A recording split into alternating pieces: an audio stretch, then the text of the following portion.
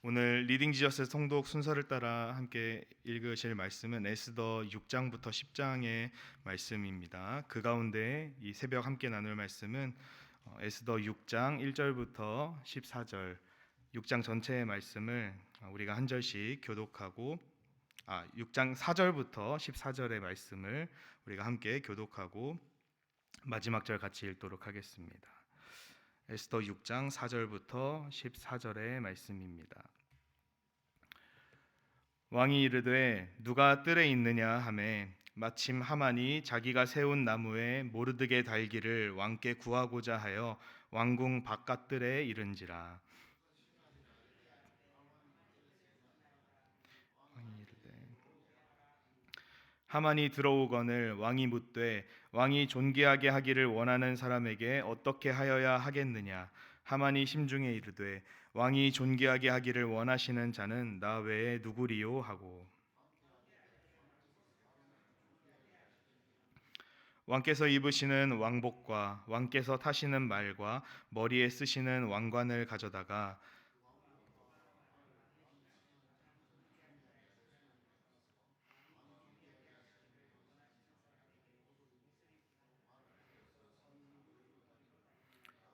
반포하기를 왕이 존귀하게 하기를 원하시는 사람에게. 이에 왕이 하만에게 이르되 너는 내 말대로 속히 왕복과 말을 가져다가 대궐문에 앉은 유다 사람 모르드게에게 행하되 무릇 내가 말한 것에서 조금도 빠짐이 없이 하라. 하만이 왕복과 말을 가져다가 모르드게에게 옷을 입히고 총거리로 다니며 그 앞에서 반포하되 왕이 존귀하게. 모르드게는 다시 대궐문으로 돌아오고 하만은 번뇌하여 머리를 싸고 급히 집으로 돌아가서 자기가 당한 모든 일을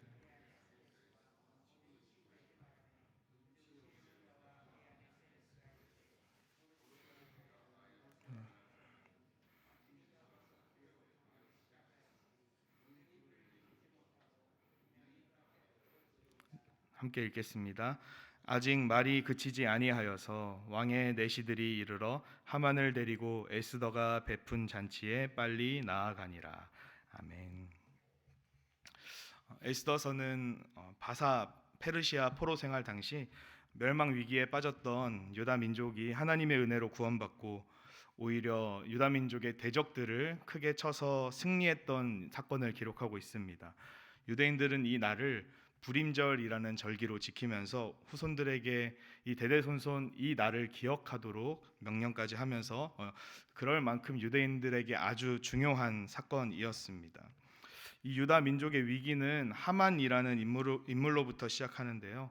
높은 자리에 올랐던 이 하만이라는 사람이 자신에게 절하지 않는 모르드게를 보고 분노해서 모르드게를 죽일 뿐만 아니라 모든 유다 민족까지 죽이려고 했던, 그렇게 하기 위해서 아하수에로 왕에게 은 1만 달란트라는 큰 뇌물까지 바치면서 자신의 뜻을 이루려 했던 이 하만의 모습을 통해 유다 민족은 위기를 경험하게 됩니다. 아하수에로 왕에게 유다 민족을 죽여도 된다라는 이 허락을 받은 하만은 아하수에로 왕이 다스리던 그 당시 세계를 제패하고 있던 페르시아의 모든 지역에 유대인을 죽이고 그들의 재산을 탈취하라는 조서를 보내게 됩니다. 그리고 하만은 이 조서를 보낸 뒤에 곧바로 모르드게를 자신의 집 마당에 매달기 위해서 높은 나무를 세우게 됩니다. 무려 50규빗에 달하는 나무였는데요. 한 규빗이 성인 남성의 손끝에서부터 팔꿈치까지의 길이를 의미한다고 하니 한 45cm 정도라고 된다고 합니다.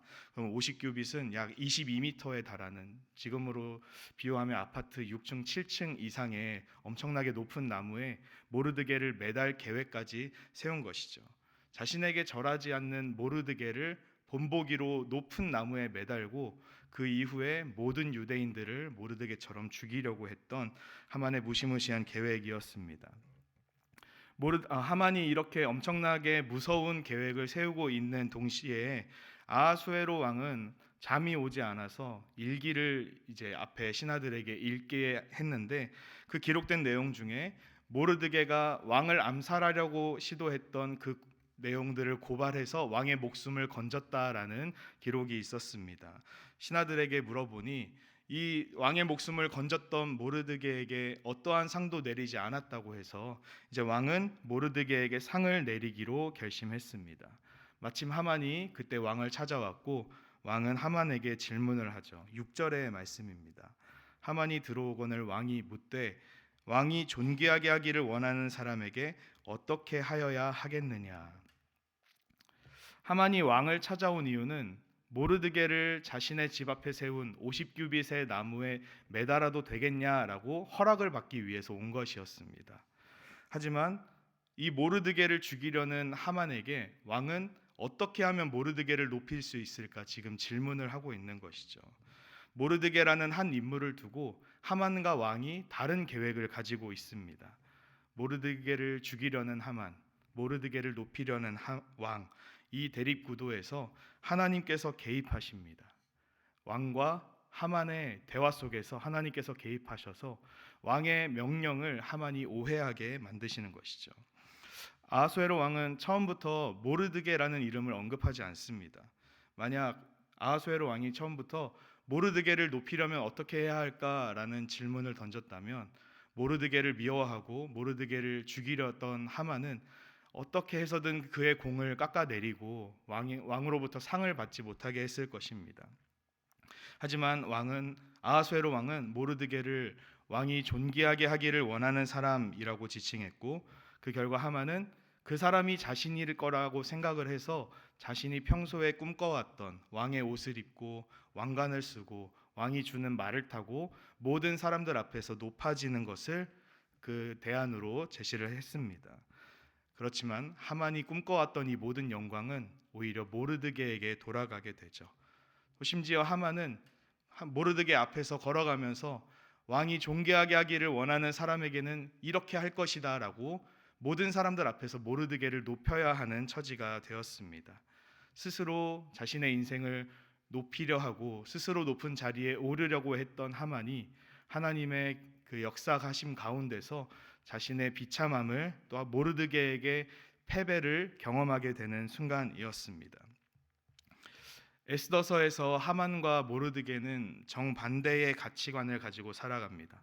하만은 어떻게든 높은 자리에 오르려고 했던 사람입니다. 그리고 자신이 가진 권력을 철저하게 자신을 위해서 사용합니다. 자신에게 절하지 않는 모르드게를 향해서 분노했고 그 분노를 모르드게뿐만 아니라 모든 유다 민족을 향해서 그들을 죽이려는 시도로까지 이어졌습니다.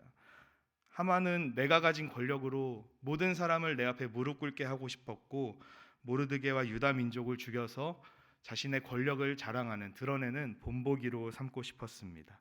하지만 모르드게는 그렇지 않았죠. 모르드게는 하나님을 경외하는 사람이었고 묵묵히 자신의 자리를 지켰습니다. 왕을 암살하려는 사람들을 고발한 것 엄청나게 큰 공이었고 많은 상을 받아도 부족함이 없었지만 모르드게는 왕에 대한 암살을 고발한 뒤에도 어떠한 보상을 요구하지도 않았습니다. 왕에게 자신의 그 공을 자랑해서 높은 자리에 오르기를 꿈꾸지도 않았습니다. 심지어 하만 앞에서 왕이 주는 옷을 입고 왕관을 쓰고 모든 사람 앞에서 높아진 뒤에도 모르드게는 그 기회를 자신의 출세의 기회로 삼지 않고 다시 항상 자기가 머물던 곳 대궐문 앞을 지켰던 사람이었습니다. 스스로 높아지려는 이 교만한 하만은 모르드게를 대적할수록 하나님의 백성인 유다 민족을 대적할수록 점점 낮아지게 됩니다. 그렇다면 모르드게는 어떻습니까? 하나님을 의지하고 겸손한 모르드게를 하나님께서 오히려 높이십니다. 우리는 하만과 모르드게의 모습을 통해 하나님께서 기뻐하시는 삶이 무엇인지 에스더서를 통해 살펴볼 수 있는 것입니다. 마태복음 23장 12절에서 예수님께서 이렇게 말씀하십니다. 누구든지 자기를 높이는 자는 낮아지고 누구든지 자기를 낮추는 자는 높아지리라. 이것이 하나님께서 우리의 인생 가운데 개입하셔서 교만한 사람과 겸손한 자를 대하시는 방법입니다. 하나님 앞에서 자기를 낮추는 것, 자신의 공로를 의지하지 않고 자신의 힘으로 성공하려고 하지 않고 하나님을 내 인생의 주인으로 삼으며 하나님께 자신의 인생을 맡겨드리는 삶, 이것이 하나님께서 기뻐하시는 삶이고, 이런 사람들을 오히려 하나님께서 높이신다는 것입니다. 에스더서는 10장에 달하는 적지 않은 분량이지만 특이하게 에스더서 전체에서 하나님이 등장하지 않으십니다.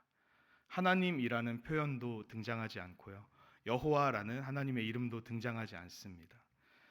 하지만 우리는 에스더서를 읽으면서 자연스럽게 하나님께서 중간중간 개입하셔서 역사하신다라는 것을 확신할 수 있습니다. 유다 민족을 위기로부터 건지시기 위해 하나님께서는 그때그때 개입하십니다. 에스더를 왕으로 삼으시고 또 모르드게에게 왕을 암살하려는 그 계획을 듣게 하셔서 모르드게를 통해 모든 유다 민족을 구원하게 하고, 또 에스더가 3일 동안 금식한 뒤에 왕에게 찾아갔을 때 왕이 에스더를 너무나도 사랑스럽게 보게 하는 등 하나님의 역사가 에스더서 곳곳에 드러나 있습니다. 유다 민족은 이 권력자 하만 앞에서 위기를 겪기도 하지만 하나님께서는 유다 민족도 에스더와 모르드게의 기도를 외면하지 않으시고 그 위기를 뒤집으셨습니다. 교만한 하만을 꺾으시고 하나님의 백성들을 구원하셔서 그들의 원수 앞에서 승리를 선포하게 하셨습니다. 에스더서를 통해서 하나님께서 우리에게 말씀하시는 것은, 하나님은 보이지 않지만 또 하나님의 역사는 우리의 눈에 곧바로 드러나지 않지만 하나님의 이 보이지 않는 손이 위기에 이스라엘을 붙드시고 반전의 역사를 쓰신다는 것, 하나님 앞에서 자기를 낮추는 자를 하나님께서 높이신다는 것을 우리에게 말해주고 있는 것입니다. 우리도 마찬가지일 겁니다. 성도들은 세상에서 고난을 당하지만 하나님께서 우리와 함께 하시기 때문에 우리는 최후 승리를 선포하게 될 것입니다. 하나님께서는 자기 백성을 버리지 않으시기 때문입니다.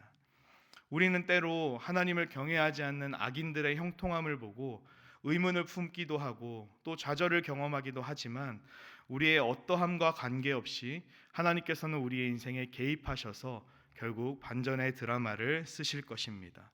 그 하나님을 신뢰한다면 우리는 결코 낙담하거나 포기하지 않고 하나님의 신실하심을 의지할 수 있는 것입니다. 임마누엘의 하나님께서는 자기 백성을 절대 버리지 않으십니다. 포기하지 않으십니다. 이 사실이 우리에게 오늘도 큰 위로가 되는 줄 믿습니다. 우리와 함께 하시고 우리의 인생 가운데 보이지 않지만 그때그때 가장 적절한 때에 개입하시고 항상 우리를 신실하게 선한 길로 인도하시는 이 하나님을 붙들고 오늘 하루도 주님 안에서 참된 소망을 품고 하나님만 바라는 저와 여러분 되시기를 바랍니다. 함께 기도하겠습니다.